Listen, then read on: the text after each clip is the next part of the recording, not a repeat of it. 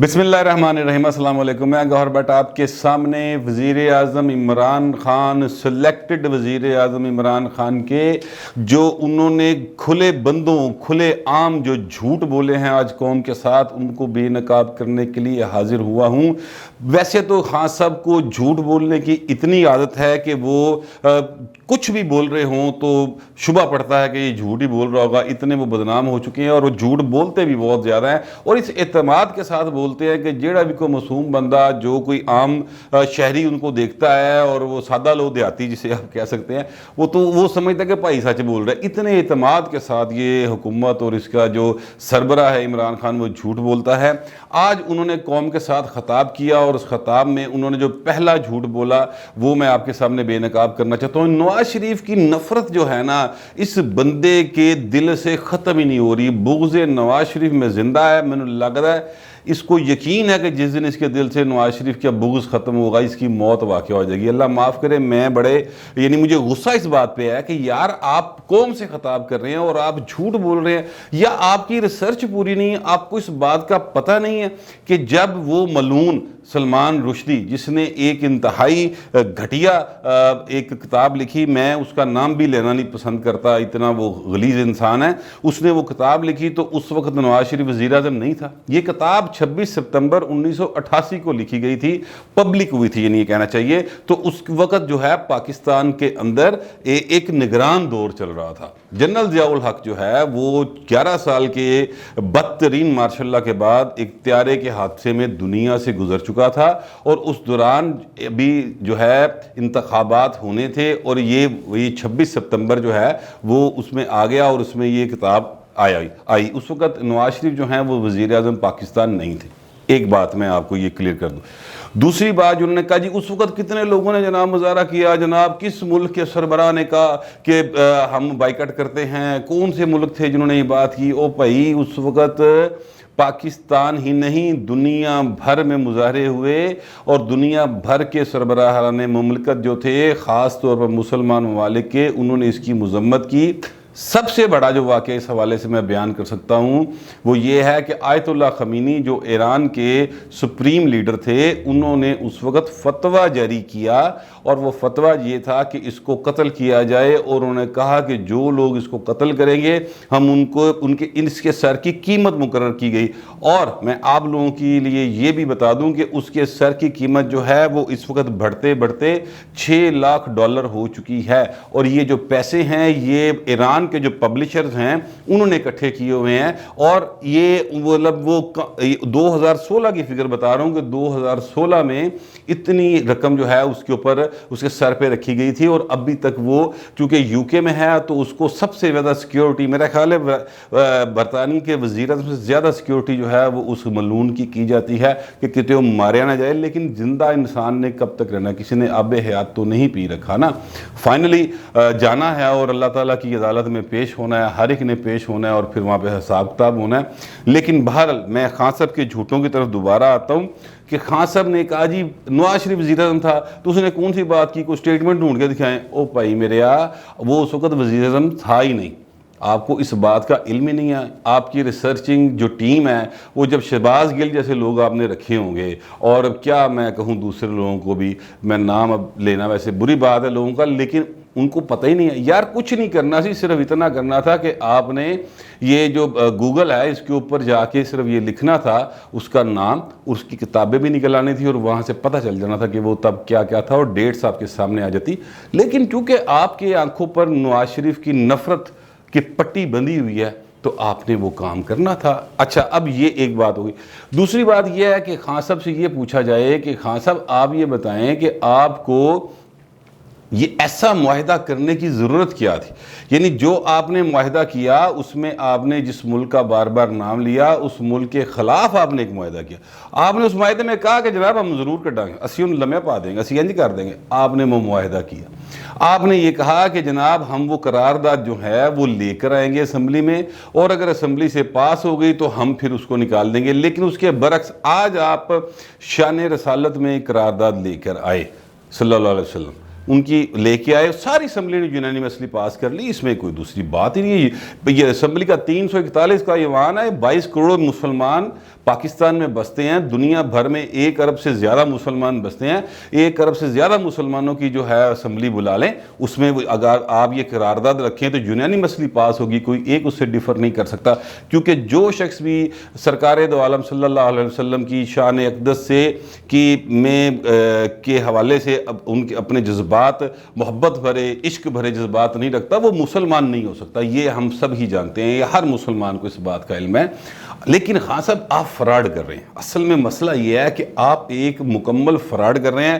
آپ نے ان لوگوں کے ساتھ جو تحریک لبیک پاکستان ان کے ساتھ معاملہ کیا, مطلب ان کے ساتھ آپ نے ایک معاہدہ کیا, اس میں آپ نے یہ لکھا, اور وہ معاہدہ آپ نے ابھی تک قوم کو دکھایا نہیں ہے, وہ معاہدہ آپ نے پوشیدہ رکھا ہوا ہے. لیکن جو بات میں آپ کو بتا رہا ہوں وہ خان صاحب نے خود ایک انٹرویو میں کہی تھی, اور اس میں انہوں نے یہ کہا تھا کہ جناب ہم نے ان سے معاہدہ کیا کہ ہم اسمبلی میں قرارداد لے کے آئیں گے اور اس کے بعد اس قرارداد کے مطابق آ کے عمل کریں گے. تو وہ قرارداد آج تک نہیں آئی جس میں یہ کہا جانا تھا کہ فلاں ملک کے ساتھ تعلقات جو ہیں وہ ختم کر دیے جائیں. اب خان صاحب جو ہے نا وہ اصل میں ساری تقریر میں یہ فرما کے گئے ہیں کہ پاجی اسی انہوں تعلقات نہیں جے بگاڑ سکتے, وہ جو مرضی کر دے رہا. اصل میں خان صاحب یہ کہہ گئے ہیں, کیونکہ جتنی بات انہوں نے کہی کہ جناب میں نکلوں گا, میں سفیر بنوں گا, میں جناب دنیا کے تمام مسلمانوں کو اکٹھا کروں گا, اس کے بعد جناب ان سے کہوں گا کہ آپ ان یورپی یونین کے اوپر پریشرائز کریں کہ وہ اپنا ملک کا قانون چینج کرے اور یہ کرے. او پائے نا آپ معذرت کے ساتھ خان صاحب اے تسی یہ سفیر نہ بنو, تہاڈی بڑی مہربانی. اس کی وجہ یہ کہ آپ کشمیر کے سفیر بنے تھے, اس کے بعد کشمیریوں کا حال ہم دیکھ رہے ہیں. مہربانی کرو اس طرف نہ آئیں, یہ ہمارے ہر مسلمان کے عشق کا مسئلہ ہے, آپ مہربانی کریں اس کے ساتھ ہمارے ساتھ آپ نہ کھیلیں. دوسری بات ایک اور انہوں نے کی, تیسری بات کہ میں کہنا چاہتا ہوں, وہ بار بار کہتے ہیں یار یورپ کو مجھ سے زیادہ کیوں نہیں جاتا, میں برطانیہ میں رہا ہوں, مجھ سے زیادہ. وہ پائے نا جس برطانیہ اور یورپ کو تسی جانتے ہو نا, وہ رومانس کا برطانیہ, وہ یورپ ہے جہاں پر حسینائیں ارد گرد پھرتی تھی. وہ یورپ ہے جہاں پر جام چھلکتے تھے اور حسیناؤں کے جو ہے نا بال وہ لہرا رہے ہوتے تھے. آپ اس یورپ کو جانتے ہیں, آپ اس انگلینڈ کو جانتے ہیں, آپ اس امریکہ کو جانتے ہیں. آپ اس امریکہ اور انگلینڈ اور یورپ کو نہیں جانتے جہاں پر تھنک ٹینک ہوتے ہیں, جہاں جو پالیسیز بناتے ہیں, جو ہر وقت ریسرچ کر رہے ہوتے ہیں, اور جس کے بعد وہ اس کے لے کر دنیا بھر میں اپنے ممالک کو آگے لے جانے کے لیے کام کرتے ہیں. پائن تہاڈا اتھے کسے نہ کوئی تعلق واسطہ نہیں, تسی کسے ایک دا نام نہیں دس سکتے, مجھے اس بات کا یقین ہے. آپ خان صاحب جس یورپ کو اور برطانیہ کو جانتے ہیں نا, وہاں پر وہ حرکتیں ہیں جس کے نتیجے میں پھر آپ کو امریکہ کی عدالت میں شرمندگی کا سامنا کرنا پڑتا ہے. آپ اس یورپ اور امریکہ کو جانتے ہیں, آپ اس یورپ اور امریکہ کو نہیں جانتے جو حقیقی یورپ اور امریکہ ہے, جو کہ جن کی بنائی ہوئی پالیسی سے جو تھنک ٹینک بناتے ہیں, اس کے بعد ان کی حکومتیں اس پر عمل کرتی ہیں اور آگے لے کے سوسائٹیز کو چلتی ہیں.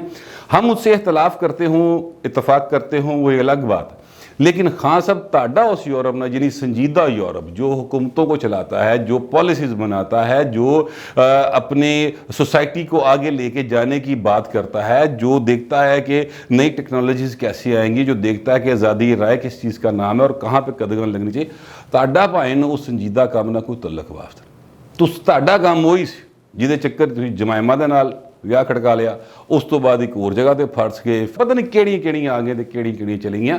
آپ وہ تھے, آپ ایک پلے بوائے تھے وہاں پر, اور معذرت کے ساتھ جو ایتھے رہتا کر رہے ہو, لگ رہا ہے کہ تسی ان بھی وہی لائف سمجھ رہے ہو. یہ سنجیدہ بات ہے, ایٹمی ملک ہے پاکستان, 22 کروڑ انسان یہاں پہ بستے ہیں, اور آپ اس کو اس طرح سے چلا رہے ہیں جیسے یہ آپ کو کرکٹ ٹیم چلا رہے ہیں.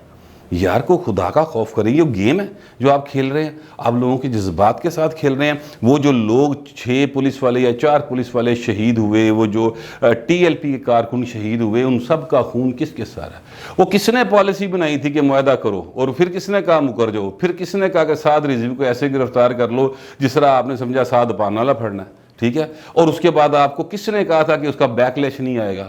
آپ کو پتہ ہی نہیں ہے. آپ کی سٹیٹمنٹ ہے کہ جناب 100 سے زیادہ سڑکیں, 100 کے قریب سڑکیں بند تھی. آپ کے جو وزیر داخلہ ہیں وہ کہتے ہیں کہ 192 مقامات پہ سڑکیں بند تھی ملک بھر میں. آپ کو کسی چیز کا علم ہے؟ تاڑے فگر ہی آپس چیز نہیں ڈال دے تو ہی ساڑھنا کرنا کی. ایک بات اور میں کہنا چاہتا ہوں یہاں پر کہ خان صاحب آپ کو قوم سے خطاب نہیں کرنا چاہیے تھا, آپ کو چاہیے تھا آپ اسمبلی میں جاتے، وہاں پر خطاب کرتے، وہاں پہ لوگوں کی سوالوں کا جواب دیتے. یہ اس لیے قوم سے خطاب کرتے ہیں خاص کہ ایتھے آپ ہی آنا، آپ ہی بولنا، کدی منہ پیڑا جا کر لینا، کدی چنگا جا کر لینا، کدی جذباتی جا کر لینا، موقع دی مناسبت نہ کر کے خطاب خطوب کر کے گھر ٹر جانا. پہلے بھی ترنا بج جانا، بعد چ بھی ترنا بج جانا. اللہ اللہ خیر انشاءاللہ. یہاں پہ کسی نے سوال تھوڑی کرنا آپ کے ساتھ، آپ کے منہ پہ کھڑے ہو گئے. آپ اسمبلی جائیں پائے نا، اتھے جا کے دسو تسی اسمبلی دی وجہ تو وزیر اعظم بنے ہو. چلو ٹھیک ہے، کچھ اور وجوہات بھی ہیں جو ساری دنیا جانتی ہے کہ کس طرح سے آپ وزیر اعظم بنے، لیکن فی الحال تو آپ کو اسمبلی سے اعتماد کا بورڈ لیا ہوا ہے نا آپ نے. تو وہاں پر جائیں، وہاں پر جا کے لوگوں کو فیس کریں، وہاں پر جا کے بتائیں اور وہاں پر جا کے لوگوں کے سوالوں کا جواب دیں. آج شیخ رشید صاحب جو ہیں وہ بھی شیدہ ٹلی صاحب کی بھی حرکتیں دیکھ لیں. جی وہ اسمبلی میں گئے، انہوں نے کہا جی اسپیکر صاحب آپ نے مجھے بلایا تو میں حاضر ہو گیا ہوں، ورنہ میری تو طبیعت بڑی خراب. پائے نا تہاڈی طبیعت نہیں، تہاڈی تربیت خراب ہے. تسی جھوٹ بولنے کا ٹھیکہ لیتا ہے ہر جگہ تے، لیکن اب آپ بچ نہیں سکتے اس طرح کی باتیں کر کے. کچھ خدا کا خوف کریں، ملک کو اس قیاس سے نکالنے کی طرف آنے کی بجائے آپ انتہائی یہ حکومت غیر سنجیدہ قسم کی گفتگو کر رہی ہے. اور حالت یہ ہے کہ شیخ رشید صاحب لال ویلی نہیں جا سکتے تھے کیونکہ آج وہاں پر ہزاروں لوگ کھڑے ہو گئے، نعرے لگا رہے تھے شیدہ ٹلی ہائے ہائے. وہ فوٹیج آپ نے دیکھی ہوں گی. ٹھیک ہے، یہ جو صورتحال بنی ہوئی ہے، یہ آپ کے ساتھ مستقبل میں ساری زندگی رہنی ہے. اگر ابھی بھی آپ نے ہوش کے ناخن نہ لیے، ابھی بھی آپ نے ہوش کے ناخن نہ لیے، کوئی خدا کا خوف کرے. آپ نے زندگیاں گزار لی ہیں شیخ رشید صاحب، عمران خان صاحب، بڑی اچھی لائف آپ نے گزاری ہے، جو چاہے آپ نے زندگی میں ویسا کیا ہے. لیکن یار یہ جو 22 کروڑ انسان ہے نا، اس میں 50% سے زیادہ یوتھ ہے. ان نوجوانوں کے بارے میں سوچیں، کچھ خدا کا خوف کرے. اچھا اب مذاکرات کی بات سن لیں. مذاکرات ہوئے جناب، وہ میں پہلے ویلا میں بتا چکا ہوں. مذاکرات ہوئے جناب، 70 بندے دے گئے تو 11 چھڑائے. یہ مذاکرات ہوئے. اب دوسرا دور سن لیں. وہ سعد جو ہے سعد رضوی صاحب ہے، علامہ سعد رضوی صاحب، وہ کولڈ لکھپت جیل میں بند ہے. ان سے بریلوی مکتبہ فکر کے کچھ علماء کرام کی ملاقات کروائی گئی ہے اور وہاں پر جو باتیں ہوئی ہیں ابھی ظاہر ہے اس کی ڈیٹیل سامنے نہیں آئی. ایک اور مذاکرات کا راؤنڈ جو ہے رات 10 بجے شروع ہوگا. یار کوئی یہ مذاکرات اب آپ کھیل رہے ہیں، یہ پہلے کھیلنے چاہیے تھے. دوسری بات یہ ہے کہ آپ نے اگر ان کو دہشت گرد قرار دیا ہے تو پھر پائے نا تسی وہ دہشت گرد قرار دیا تو پھر اس تنظیم کے، میری نظر میں تو وہ معصوم لوگ ہیں، میری نظر میں تو وہ شہید ہیں، لیکن آپ کی حکومت نے ان کو دہشت گرد قرار دیا تو پائے نا پھر وہ لیے پھر فاتح خان نکالی کرائی، فٹافٹ کرائی. اسپیکر صاحب نے بھی کیوں کروائی؟ یا تو پھر وہ دہشت گرد نہیں اور آپ کا فیصلہ غلط ہے جو آپ نے پہلے کیا ٹی ایل پی کو بین کرنے کا، تو پھر اگر وہ ٹھیک ہے تو پھر آپ نے فاتح خانی کیوں کروائی؟ کوئی یار یہ حکومت بالکل کنفیوز ہے. اس کو نفرت ہے نواز شریف سے، اس کو نفرت ہے زرداری سے. یہ صرف اور صرف نفرت کی گیم کھیل رہے ہیں. یعنی اتنے کیوس کے اندر بھی جب یہ بہت ہی زیادہ اس وقت ملک جو ہے پچھلے 5-6 روز سے ایک پوری یعنی افراتفری کا عالم ہے باقاعدہ طور پہ. اس وقت بھی یہ ٹکر چل رہے تھے دوپہر کے ٹائم کہ جناب نیب نے نواز شریف کی جائیداد کو فروخت کرنے کا فیصلہ کر لیا اور اس کے لیے وہ اپیل دائر کرے گی. یعنی آپ اندازہ لگائیں اتنے ماں بچے نہیں سامبھن رہی، لوگوں دا برا حال ہے، سڑکاں بند، کاروبار بند، ہر بندہ پریشان، ہر بندے دے ہوائیاں اڑیاں ہوئیاں نے. اور تسی جناب اس وقت بھی کی کر رہے ہو یار؟ وہ پائے نا پہلے ملک ٹھیک کر لو، باقی سارا کچھ ہوتا جائے گا. خان صاحب نے کہا جی معیشت جو ہے نا، وہ پہلے معیشت ہی پتہ نہیں کس طرح کہتے ہیں، معیشت کر کے پتہ نہیں انہوں نے نہیں کہنا آتا. یار تو نہ کہہ، تو سیدھی اکانومی کہہ لے بھائی. تو پڑھیا اتوں دا آکسفورڈ دا، ویسے جی ہو جائے تو اتوں دا پڑھیا ہوگی، سانوں سمجھ آ گئی کہو جا پڑھیا. تو آکسفورڈ ہے گا ویسے، تو اتوں دا پڑھیا، تو آکسفورڈ دا نہیں پڑھیا لگتا. تو آپ بھائی جان آپ ایک تو جس طرح کی وہ معیشت کہتے ہیں اسی طرح کی معیشت اوپر جا رہی ہے. مجھے تو خیر وہ کہنا بھی نہیں آ رہا، میں کوشش بھی کی ہے بگاڑن دی پر میرے کو بگڑیا نہیں. لیکن معیشت کی حالت جو ہے وہ اتنی بری ہے اور اس کے لیے کوئی ضرورت نہیں ہے عام آدمی کو، آپ کو، مجھے کسی اسکالر سے ملنے کی، کوئی پی ایچ ڈی کرنے کی، کوئی راکٹ سائنس نہیں ہے. اگر آپ کی پرچیزنگ پاور کم ہو رہی ہے تو اس کا مطلب ہے کہ پاکستان کی معیشت جو ہے نا وہ درست سمت میں نہیں ہے. اگر عام آدمی کی پرچیزنگ پاور یا سٹیبل ہے یا اس میں اضافہ ہو رہا ہے تو اس کا مطلب ہے کہ معیشت بالکل سیدھی سمت میں ہے. یہ چھوٹا سا ایک فارمولہ ہے، اس سے حساب سے آپ دیکھ لیں کہ پاکستان کی معیشت کس سمت میں جا رہی ہے. اور یہ عام آدمی کی بات کر رہا ہوں, میں میاں منشے کی گل نہیں کر رہا کہ وہ پرچیزنگ پاور گھٹ رہی ہے ود رہی, میں عام آدمی کی بات کر رہا ہوں. یہ جو ورکنگ کلاس ہوتی ہے جس کا خون پسینہ جو ہے نا نچوڑ کے یہ ٹیکس لیتے ہیں اور اس کے بعد اس کو نہ علاج دیتے ہیں, نہ اس کے بعد اس کے بچوں کو تعلیم دیتے ہیں, نہ سیکیورٹی دیتے ہیں, اور اس طرح کی جو صورتحال ہے پچھلے 7 دن سے پڑی ہوئی ہے, کسی نے نہیں پتا کہ وہ بچہ باہر گیا تو واپس آئے گا کہ نہیں آئے گا. یہ لاہور شہر کی صورتحال بہت افسوس کا مقام ہے, بہت افسوس کا مقام ہے. میں تھوڑا سا جذباتی ہو گئی ہوں باتیں کرتے ہوئے, لیکن بہرحال کیا کروں یار, میں بھی انسان بھی ہوں اور مسلمان بھی ہوں. جھوٹ ہی کا حد تک قریب برداشت ہو سکتا ہے. اب اس سے زیادہ بولوں گا تو شاید بات بالکل ہی ڈی ٹریک ہو جائے گی. فی الوقت اتنا ہی, ملتے ہیں اگلے ویلاگ.